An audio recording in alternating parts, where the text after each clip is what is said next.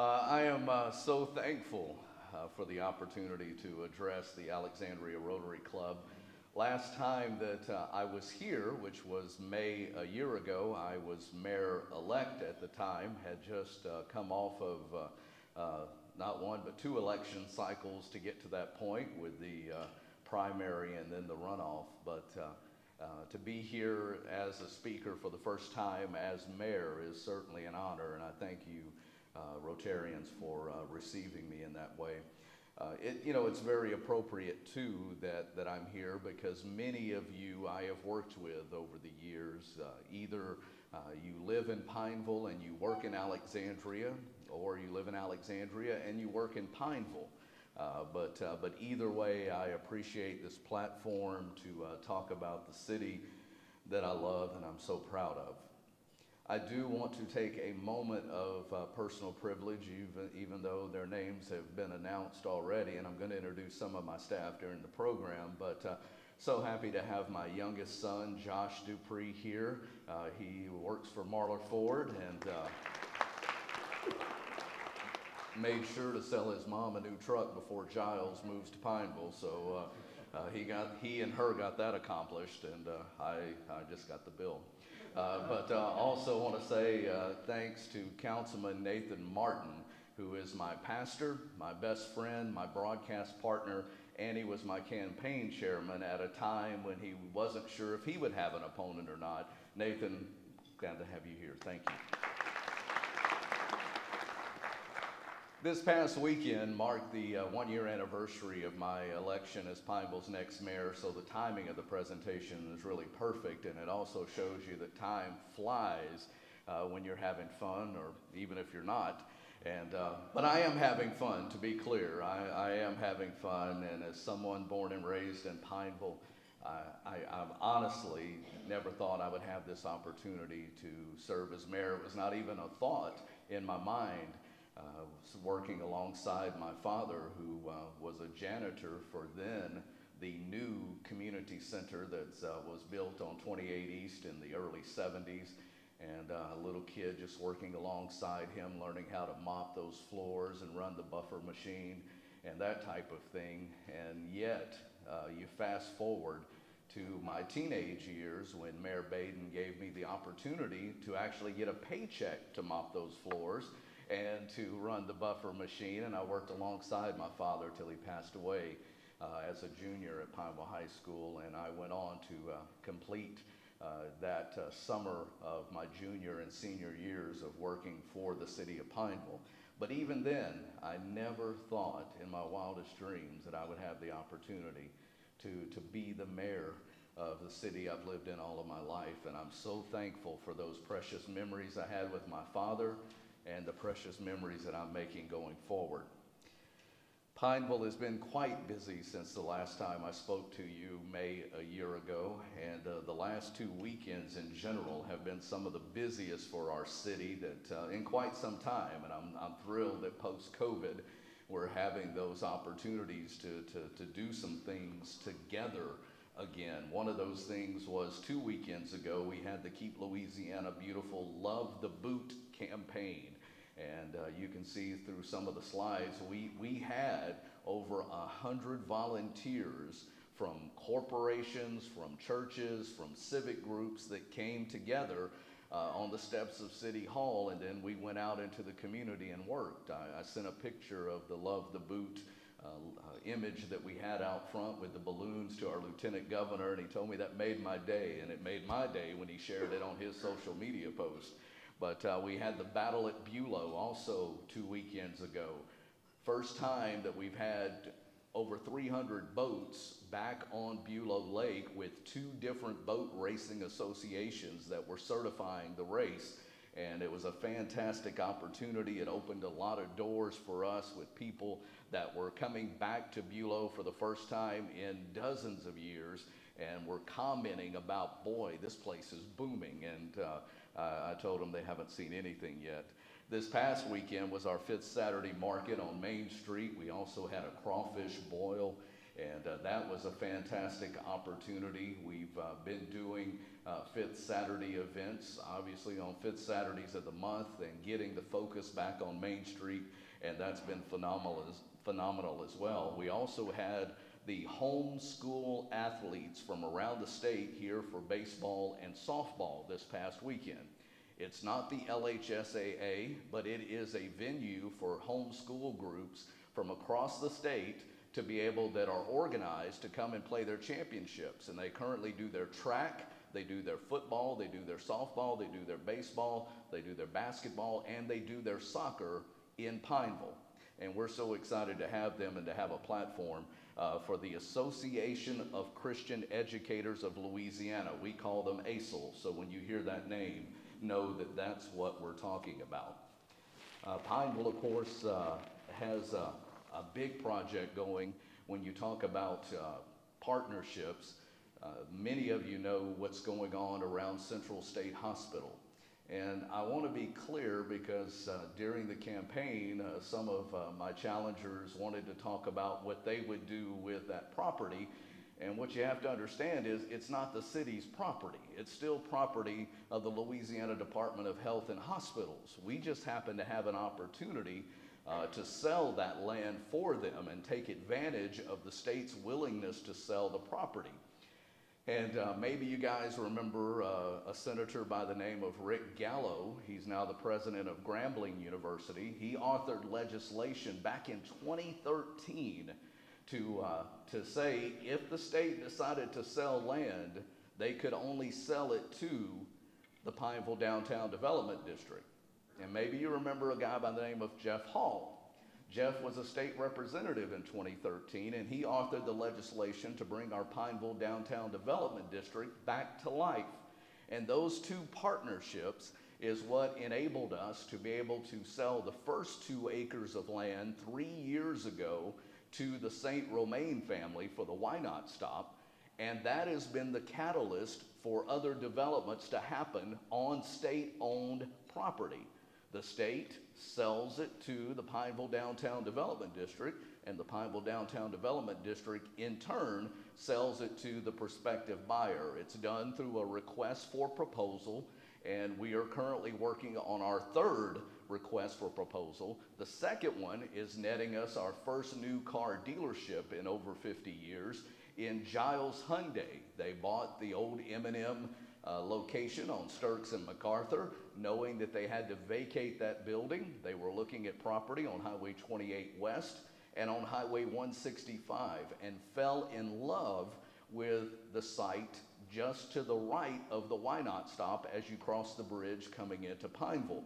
So Giles Automotive purchased that a couple of months ago and have made the announcement official that they are putting over $6 million into a new car facility in Pineville that is going to be second to none in both how it looks and how it operates. And we're excited to have them as one of the first things that you will see coming into Pineville when that construction gets underway this summer. We have a 20-acre RFP that our city engineer has assured me is already out and on the streets, and we look forward to that. Our goal in this is to attract a healthcare-related endeavor for that 20 acres. But again, Central State Hospital is still on the grounds. What they've allowed us to do is to market to businesses that we want to attract to Pineville, to market about 30 to 40 acres that are outside the gates of the main hospital.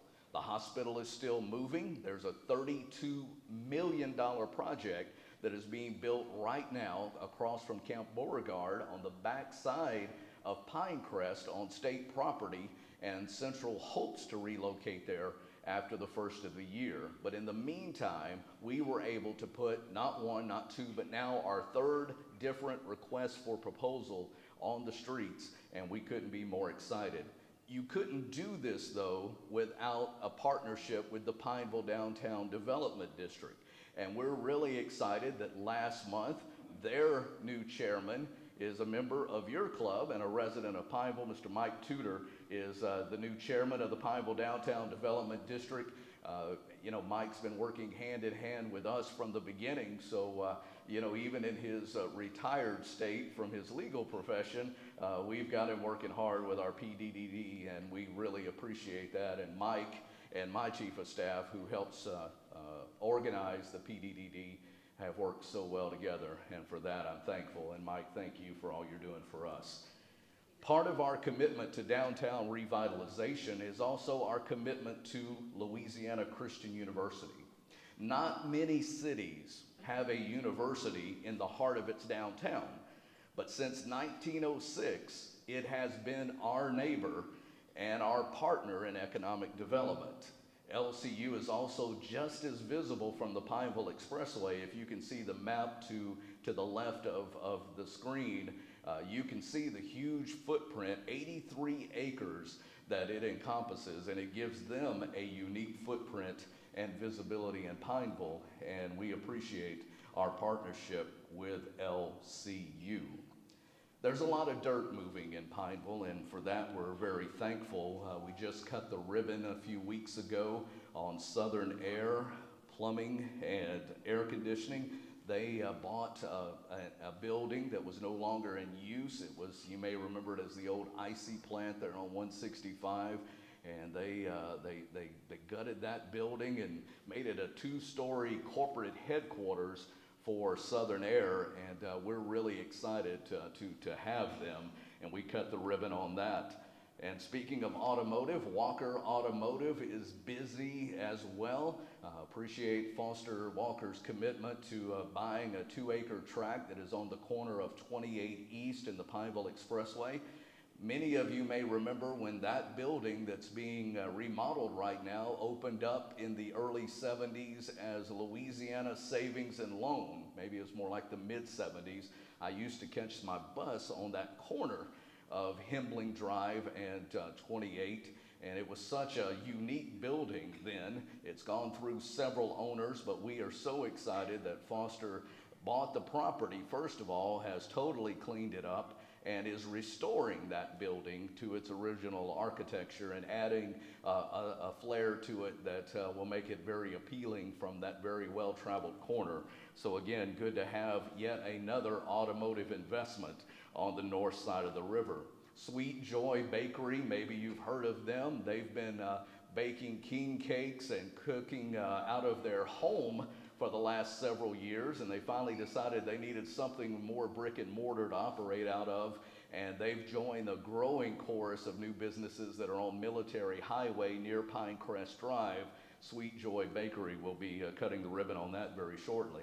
Another somewhat local business, it's locally owned, and that is the All Hours Fitness. They are right off of 28 East, 20,000 square feet, 100 parking spots, and my wife is challenging me to buy one of those parking spots and everything, but we're so happy to have Luke Pearson and his family investing in All Hours Fitness and building a fantastic facility there.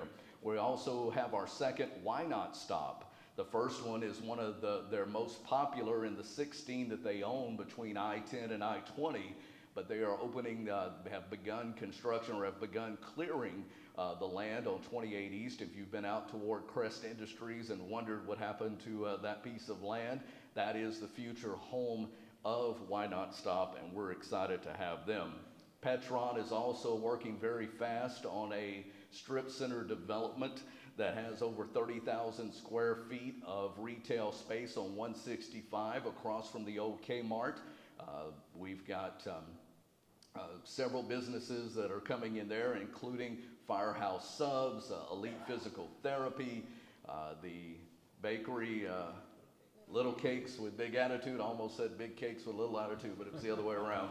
And so I'm sure I will get it right when I get to visit there.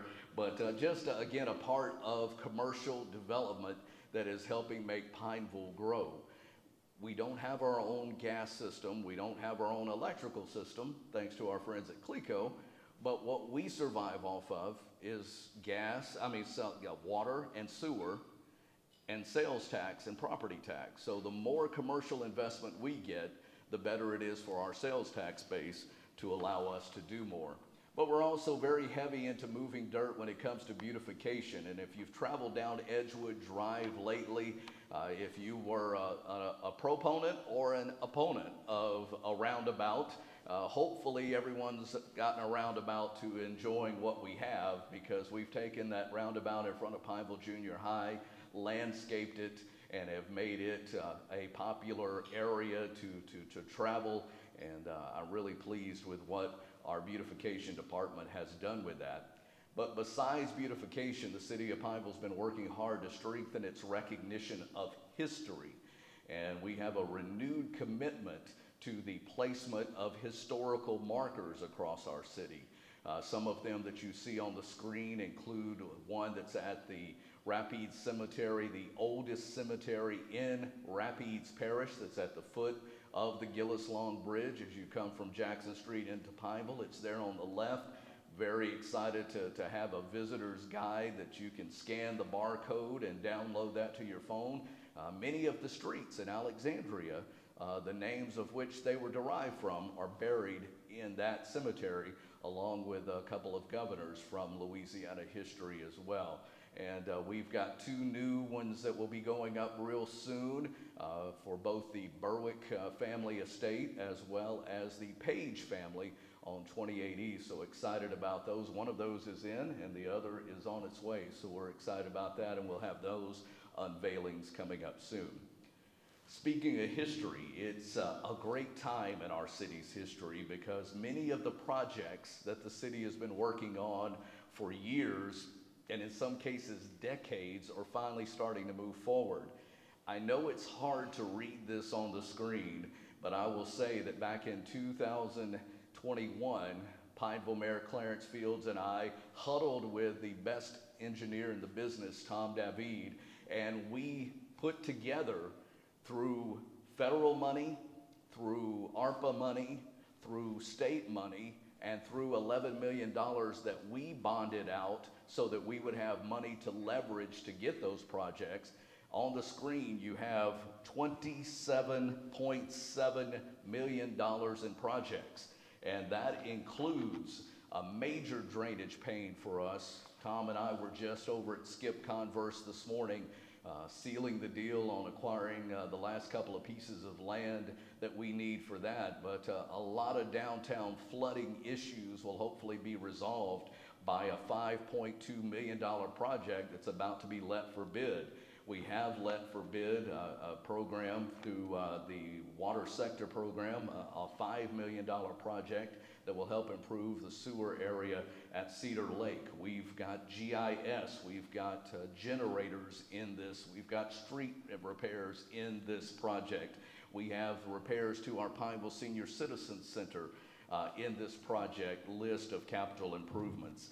And it also includes improving the water system to Central State Hospital, because the lines that they have, we supply them water, but our service of water from a line standpoint stops at the front gate. All the lines inside, electrical and water and sewer, are property of the state. So we need to get another water line run so that we can serve better the Why Not Stop, the Giles, and the future businesses that are coming. But again, I am so thankful for the leadership of Mayor Clarence Fields, for Tom David, and our Pineville City Council that voted in 2022 to move forward with this capital improvement project list.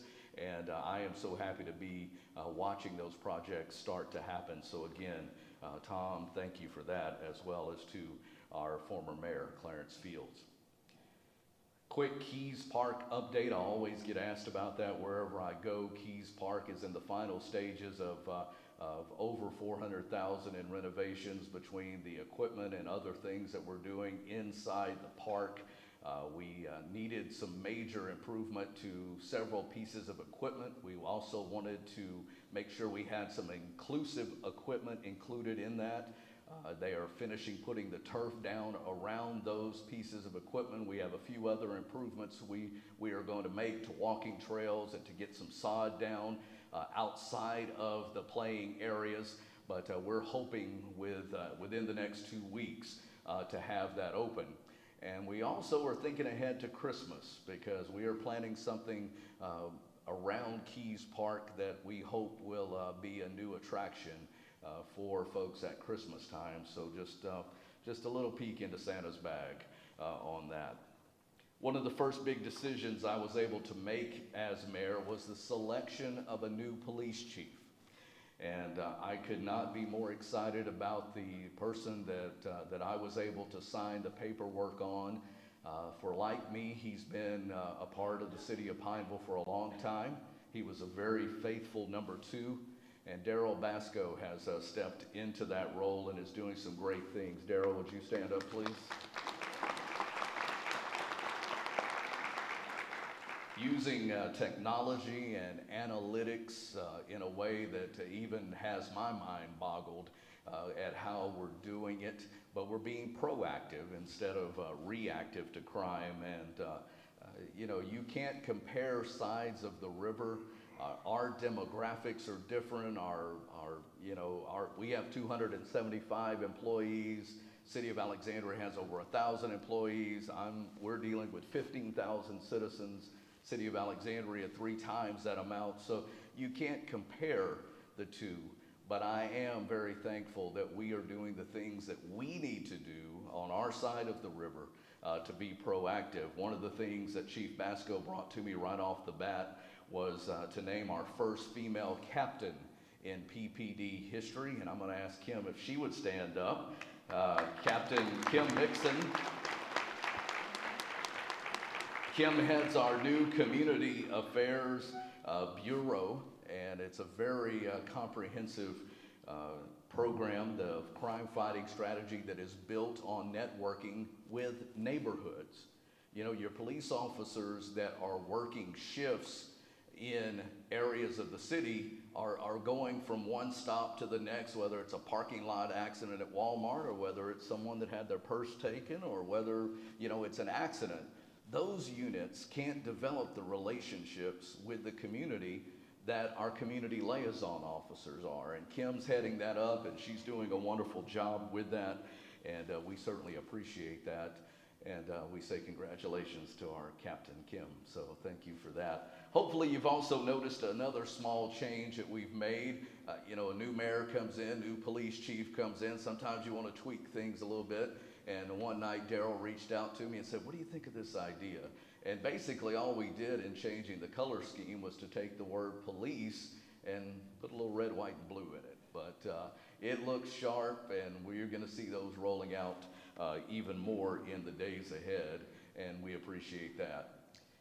In my first few days in office, I had the reporter ask me a few minutes ago, you know, what are some of your biggest accomplishments? I said, well, just getting a new staff in place was one of the biggest accomplishments, because not only did I need a new police chief and a new fire chief, but I also needed a new public works director. I needed a new utility director. I had to replace our city clerk, and I needed a new chief of staff because I was vacating that office to move up to mayor. And we also needed a new secretary to guard the gate between the mayor and the chief of staff. And I feel like I've hit home runs with all of them, and I am really excited. I want to ask Doug Gann, my chief of staff, to stand.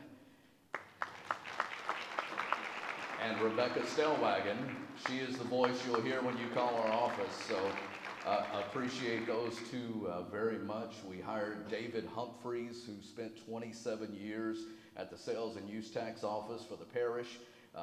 We hired him in January to be our finance director, and we are going through the budget process now. I'll be presenting my first budget as mayor in a few weeks to the council, and then to everyone else in June. So really excited about that opportunity.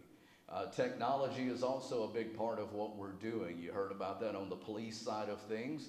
If you are interested in keeping up with Pineville events, all you have to do, pull out your phone. You can do it right now and text to 91896, and you text the word Pineville events, all one word, Pineville events, and when there's an event going on, you'll get a text about it. Or if you want to get alerts, boil advisories, when there's an accident on a road that you want to avoid, text the word Pineville alerts to 91896. You don't have to live in Pineville to do that. So you can get hooked up with that, and we certainly appreciate it. As I roll into what's ahead, and I'm going to pick up the pace here a little bit as I am down the home stretch here, what's ahead for the city of Pineville? Well, one of the big things we're working on, believe it or not, is animal control. It's a big issue on the north side of the river. We partner with our sister city, Ball, and many of the areas that are outside the city limits, but they come to us when it comes to loose animals or animals that need a home.